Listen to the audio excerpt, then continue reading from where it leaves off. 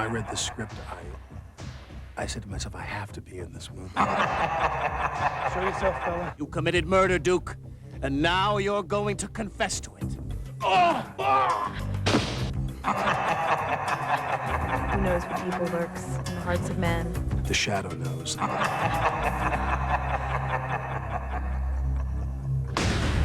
And all this month on STARZ, only you will know what wild entertainment lurks within your television set when the Shadow steps into the spotlight.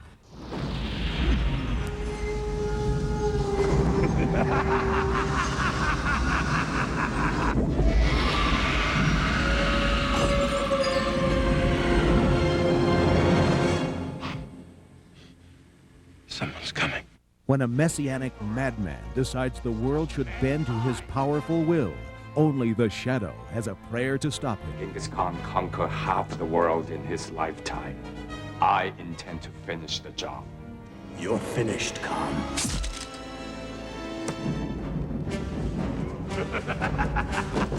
Alec Baldwin decided he wanted to be the guy to fight this evil and to bring this radio drama from the 1930s and 40s back to life as a movie. Do you have any idea what it's like to have done things you could never forgive yourself for?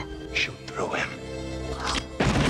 Baldwin says he was attracted to the Shadow's dark side and the fact that the Shadow is no Superman. I do what I do to fight back the evil inside me. But some part of it is still there. Waiting. Ready to hurt someone. Well, the thing that I like the most about this character is that his abilities are not purely physical abilities. It's not like he's leaping over buildings and bending steel and things like that. He's capable of being hurt. He can be shot, as you see in the movie. But he has a power that I think is really the greatest power of all, and that is to read men's minds. To cloud men's minds. There is no shadow. No, there is no shadow. If there were, I'd be Eleanor Roosevelt. To play the Shadow, Baldwin had to perfect the all-knowing voice and that all-knowing laugh. How did you know who I am?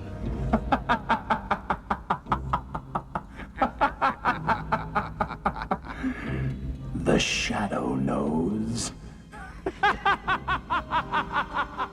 Was it a problem? I have this mask over my face, so we never have to sync the voice to any lip movement like you normally would when you do a sync track. So we just went in and we recorded all of these dialogue wild and all of the laughs, and it was not that big of a problem because we didn't have to sync it to a track. You want to see into my eyes? I think. Go ahead. I know something. You won't like what you see. Penelope Ann Miller plays the Shadow's love interest, and he likes what he sees.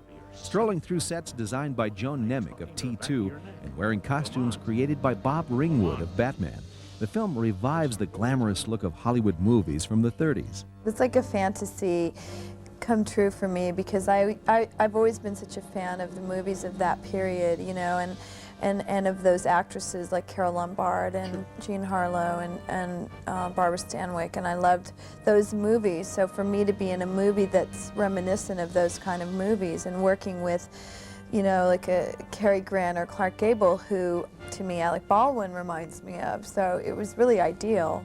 But her cool, elegant look belies the many hours she was forced to spend in the hair and makeup chair.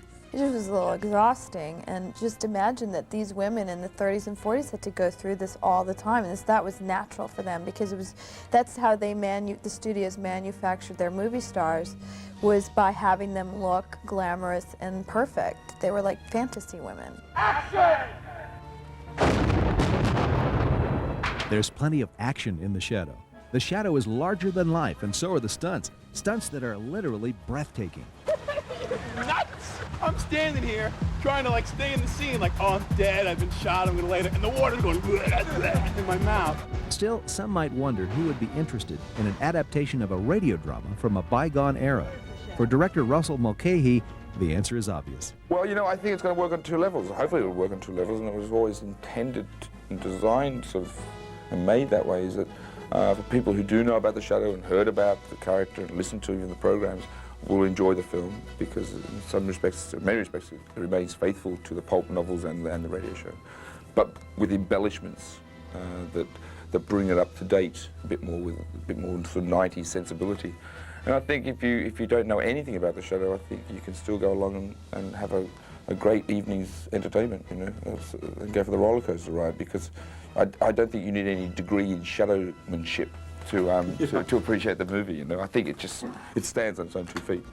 Still, you can earn your degree in shadowmanship anyway when this roller coaster ride casts its shadow all this month across STARZ.